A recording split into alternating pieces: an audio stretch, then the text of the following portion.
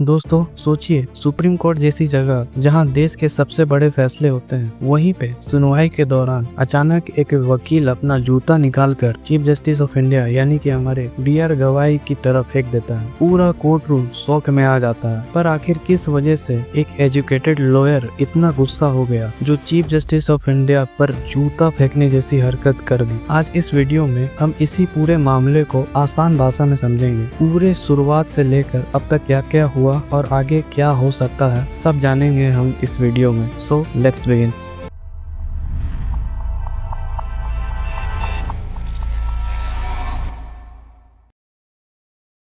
घटना हुई थी सुप्रीम कोर्ट में जब चीफ जस्टिस ऑफ इंडिया यानी कि बी.आर. गवाई एक केस की सुनवाई कर रहे थे। उसी दौरान एक वकील जिसका नाम बताया जा रहा है राकेश किशोर था, अचानक खड़ा हुआ, जूता निकाला और चीफ जस्टिस ऑफ इंडिया की तरफ फेंकने की कोशिश की। सौभाग्य से जूता चीफ जस्टिस ऑफ इंडिया तक नहीं पहुंचा। सिक्योरिटी तुरंत हरकत में आई और उस वकील को पकड़ लिया। लेकिन हैरानी की बात यह है कि चीफ जस्टिस ऑफ इंडिया यानी कि बी.आर. गवाई ने एकदम शांत रहते हुए कहा, मैं इन चीजों से परेशान नहीं होता, और उन्होंने बिना रुकावट के सुनवाई जारी रखी।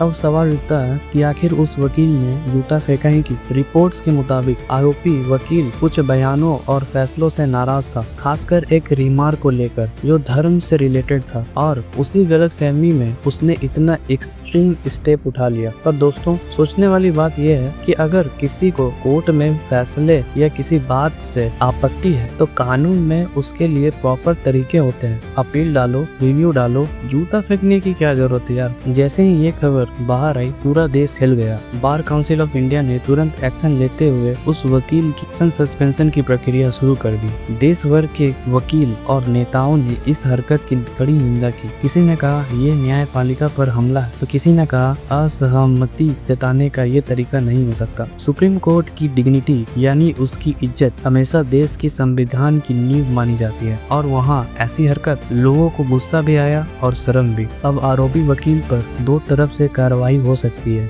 एक तो बार काउंसिल की डिसिप्लिनरी एक्शन और दूसरा कंटेम्प्ट ऑफ कोर्ट यानी अदालत की अवमानना का केस। अगर ये साबित हो गया कि उसने जानबूझकर कोर्ट की गरिमा भंग की तो उसे जेल तक भी हो सकता है या वकालत का लाइसेंस भी रद्द हो सकता है। मतलब एक गुस्से ने उसकी पूरी करियर को खतरे में डाल दिया। अब ये भी चर्चा में है कि कोर्ट परिसर में सिक्योरिटी और सख्त की जाएगी। एंट्री से पहले स्कैनिंग और आइडेंटिटी वेरिफिकेशन होगा, क्योंकि आखिर ये देश का सबसे बड़ा कोर्ट है, तो यहाँ हर मोमेंट डिग्निफाइड होना चाहिए। ये घटना हमें एक गहरी सीख देती है कि गुस्सा कभी हल नहीं होता किसी का, खासकर जब बात संविधान और कानून की हो। हर इंसान को अपनी बात कहने का अधिकार है, बिल्कुल है, पर वो अधिकार सीमाओं में रहकर ही अच्छा लगता है। कोर्ट रूम्स जैसी जगह जहाँ तर्क चलते हैं, जूते नहीं। डिसएग्रीमेंट का मतलब डिसरिस्पेक्ट नहीं होता। चीफ जस्टिस ऑफ इंडिया यानी कि गवाई ने जिस शांति और मैच्योरिटी के साथ इस पूरे मामले को संभाला है, वाकई वो काबिलियत तारीफ है। उन्होंने ना गुस्सा किया, ना रुकावट आने दी, बल्कि काम रहते हुए सुनवाई पूरी की। यही असली लीडरशिप की पहचान होती है। तो दोस्तों, इस घटना ने एक बात तो साफ कर दी है